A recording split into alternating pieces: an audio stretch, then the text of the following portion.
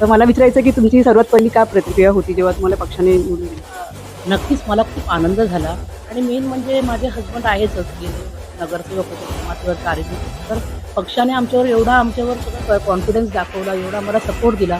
मला खूप आनंद झाला आणि जे आम्ही विचार केलंय, जे ध्येय आमचं आहे समाजसेवेचं, ते पूर्ण होताना आम्हाला दिसत आलं. मला खूपच आनंद झाला की त्यांनी आमच्यावर एवढा कॉन्फिडन्स दाखवला.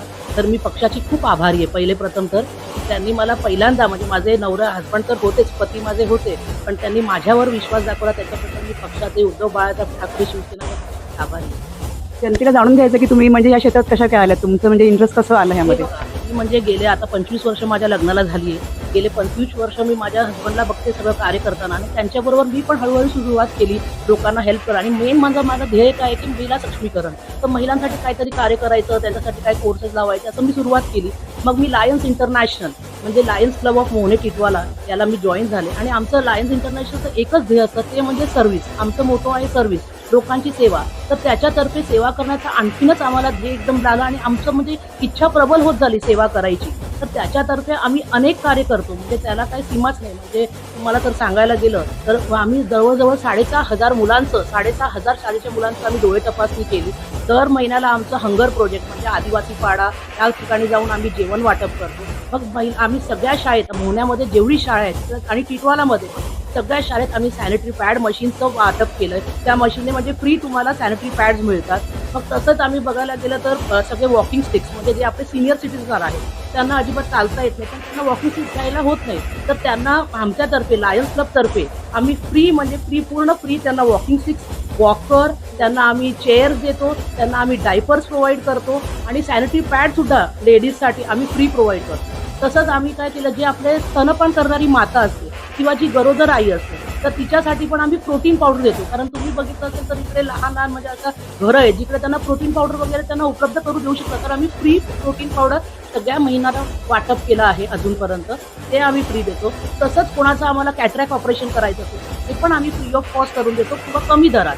जर कोणाला फ्री ऑफ कॉस्ट नको असेल, लेन्सेस वगैरे चांगले पाहिजे, तर कमी दरात ते करून देतो.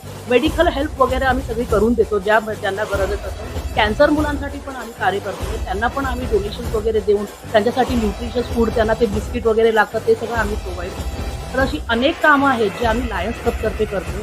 आणि मी प्रेसिडेंट पण होते, त्याच्यातर्फे मी 2 चेअरपर्सन पण होते. म्हणजे माझ्या अंडरमध्ये कमीत कमी नाही म्हटलं तर 5-6 क्लब्स होते. तर त्यांचं सगळं मी बघायचे. आणि त्यावेळी मला म्हणजे as a best zone chairperson मला क्लब लेवलवर, मला डिस्ट्रिक्ट लेवलवर, मला मल्टिपल लेवलवर, मला इंटरनॅशनल लेवलवर बेस्ट झोन चेअरपर्सन म्हणून अवॉर्ड मिळाला आहे.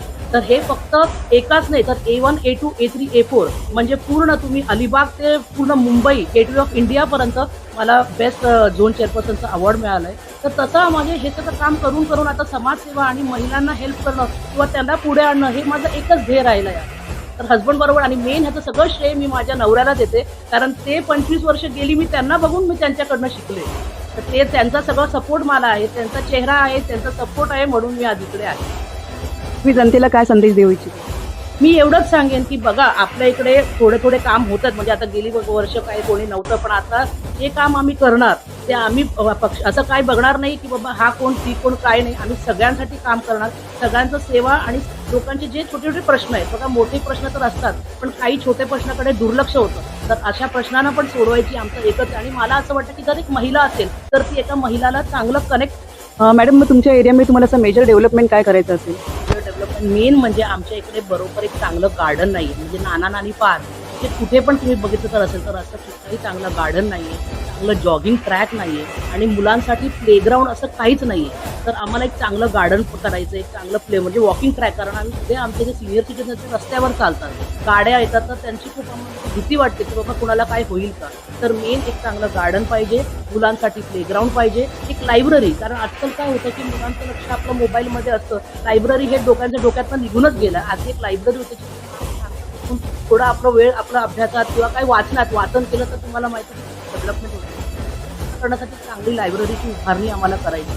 ते सगळं ते मेन काम आम्हाला करायचं आहे. ते झालं की सगळं थोडं व्यवस्थित होईल. तर सगळं आम्हाला असं आहे की, आणि लेडीजसाठी काहीतरी करायचं आहे. म्हणजे बघा, खूप मोठं असं मी असं म्हणत नाही की खूप मोठं बिझनेस किंवा इंडस्ट्री, पण काहीतरी करायचं की त्याच्याकडनं म्हणजे काही नाही तरी त्यांचं दिवस गेले पाहिजे, काही नाही तर त्यांची भाजी वगैरे निघाली पाहिजे, असं काहीतरी योजना मला करायची आहे मनापासून. वृद्धांसाठी काय आहे?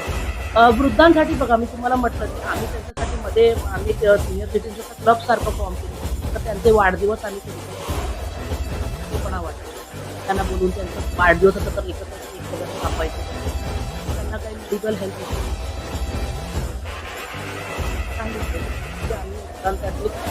स्टिक्स वगैरे वॉकिंग स्टिक्स, मग हे वॉकर बिकर आणि चेअर्स वगैरे डायपर्स वगैरे प्रोव्हाइड करतो. मग कोणीही येऊ द्या आमच्या दारात, ते रिकाम्या हाती जाणार नाही, आम्ही देणारच फ्री ऑफ कॉस्ट. धन्यवाद मॅडम. मला असं एक विचारायचं होतं की कोरोना काळात तुम्ही नागरिकांसाठी काय सुविधा केल्या होत्या का? हा सुविधा म्हणजे भरपूर सुविधा. कारण कोरोना काळ असं होतं त्यावेळी लोक एक दिवसासाठी दार उघडत नव्हते, पण आमच्या घरी आम्ही 27,000 मास्क बनवले. म्हणजे हजबंड सकट माझे पती त्याच्यात होते, ते मास्क वगैरे कापून द्यायचे आणि 2-4 बायकांना आम्ही अलॉट केलं ते शिवून द्यायचं. तर घरोघरी आम्ही 27,000 मास्क वाटप केले. तसंच आम्हाला NPL कडनं डिसइन्फेक्टंट मिळालेलं, ते आम्ही पूर्ण म्हणजे सगळीकडे आम्ही स्प्रे केलंय. तिसरं म्हणजे त्यांना सगळ्यांना धान्य वाटप केलं आम्ही, कारण इकडे तुम्हाला माहिती आहे कोरोना काळात लोकांना घरात जेवायची बांधली होती, तर धान्य वाटप केलं. चौथं म्हणजे आम्ही 2 महिने लागोपाठ लोकांना दुपारचं जेवण पुरवत होतो, म्हणजे एकही दिवस खाडा न करता ते आम्ही त्याच्यासाठी केलंय. आणि मग तसंच आम्ही रिक्षासाठी ते जे कव्हर्स म्हणजे हे प्रोटेक्शन मास्क असतं ते दिलंय. आणि मग त्याच्याबरोबर आम्ही काय केलंय की वॅक्सिन सेंटर, ते सगळ्यात इम्पॉर्टंट आहे. कारण कसं आहे की म्हणजे आम्हाला मोहनाच्या लोकांना आम्हाला कल्याण आणि पुढे जायला लागायचं, तर तेव्हा आम्ही लायन्स क्लब बरोबर मिळून, कारण असं कोणालाही कुठल्याही पॉलिटिक्स पार्टीला देत नाही, मग लायन्स क्लब बरोबर मिळून आम्ही इकडे वॅक्सिन सेंटर चालू केलं आणि जवळजवळ 1 लाख लोकांनी वॅक्सिन घेतली. तर ते आम्ही मोहनासाठी केलं. तर मोहना नाही तर कुठे कल्याण, कुठे डोंबिवली, कुठे ठाणा, कुठे घाटकोपर सगळी लोक इकडे येऊन वॅक्सिन घ्यायची. तर तो एक सर्वात मोठा आमचा हे होता, कारण वॅक्सिन सेंटर नव्हतं, आम्हाला मोठी लाईन लावायला लागायची. पण सगळ्यांच्या मदतीने, म्हणजे माझे हजबंड तर होते, लायन्स क्लब आणि जेवढी माणसं आहेत सगळ्यांनी आम्हाला मदत केली आणि मोठा वॅक्सिन सेंटर उभारला गेला. आणि आज मला सांगायला आनंद होतो की तो वॅक्सिन सेंटर बंद झाला नाही, तर त्याच्या इकडे आरोग्य केंद्र KDMCने चालू केलंय आणि आज त्याचा पण लोक उपयोग करून घेतात. आणि जे गरीब माणसं आहेत ज्यांना रोज डॉक्टरकडे जाता येत नाही, तर त्यांचं रोजचं सगळा दवाखाना, त्यांना दवा औषधं वगैरे सगळं फ्री मिळतं. तर जे आम्ही चालू केलेलं आज आता तरी सुरुवात झाली, ते कुठेही बंद झालं नाही. तर एवढं काम आम्ही ते केलंय आणि वॅक्सिन सेंटर हे खूप मोठं काम आहे, ज्याच्यासाठी आम्हाला लायन्सतर्फे पण मोठा अवॉर्ड मिळालेला, कारण हे एकदम उल्लेखनीय होतं. 1 लाख लोकांना वॅक्सिन दिलं गेलं आमचं. आणि तसंही आम्ही कसं, आणि जेव्हा हे नगरसेवक होते तेव्हा आम्ही बघा म्हणजे स्मशानभूमी, आमच्या स्मशानभूमीची अवस्था एकदम बिकट होती, म्हणजे त्या ते स्मशानभूमी त्यांनी उभारलं. तसेच स्कूल्स म्हणजे उर्दू स्कूल, हिंदी स्कूल याची अवस्था एकदम खराब होती, तर त्याची पूर्ण पुनरुभारणी माझ्या पतीने पुढाकार घेऊन ते पूर्ण केलंय. तसेच सगळे रस्ते, गटारीचे जेवढे काम होते, मोठे रस्ते, आणि रस्त्यात आमचे लाईट्स नव्हते, म्हणजे ते सगळीकडे लाईट्स लावणं, ते पण सगळं कामं माझ्या हजबंड जेव्हा नगरसेवक होते त्या काळात. काय संदेश देऊ इच्छिता? बघा, मी माझ्या शेट्टी, माझे हजबंड दया शेट्टी, सगळ्यांना माहिती आहे. तर आमचं यावेळी तुमचं पॅनल सिस्टम आहे. पॅनल सिस्टममध्ये आम्ही 4 उमेदवार आहोत. दया शेट्टी, तसंच राहुल खोत, राम करे सर आणि तेजस्वी गायकवाड. तर आमचे प्रभाग क्रमांक 4 आहे आणि तशी आमची सगळ्यांची जागा आहे अ, ब, क, ड.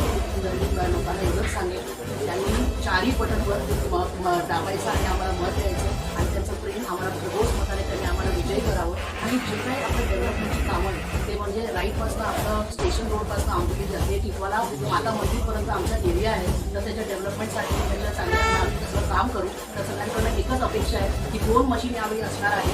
तसं 2 आणि 5 लोकांच्या डोक्यामध्ये 4 मशीन, असं नाही 2 मशीन लागणार आहे. आणि त्याच्यात कोड असं 4 डिव्हिजन असेल, 4 वेगळे रंग असतील. तर त्यांनी सगळ्यांनी तिकडे मशाल बघावी आणि मशाललाच त्यांनी वोट करावं. 4 वोट दिले, 4 बटन दाबले तरच त्याचं वोट पूर्ण होणार. जर त्यांनी 3 दाबले, 2 दाबले तर ते बाद होईल. तर कोणाचाही मूल्यवान वोट वाया जाऊ नये अशी अपेक्षा. आणि जर त्यांनी सगळ्यांनी आम्हाला मत देऊन विजयी केलं तर आम्ही त्याचं सगळं विकासाची कामं करू, एवढं सांगते. थँक्यू आणि तुमच्या सगळ्यांचे आभार व्यक्त करते. थँक्यू. जय हिंद, जय हिंद.